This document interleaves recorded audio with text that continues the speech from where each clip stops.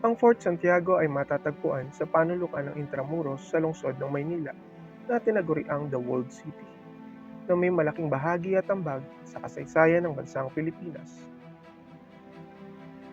Ang lugaring ito sa panahong kasalukuyan ay nagsisilbing himlayan ng mga alaala ng nakalipas na panahon. Ito rin ang maituturing na piping saksi sa napakasalimuot na yugto ng nakaraan ng bansang Pilipinas sa mga kamay ng mga mananakop.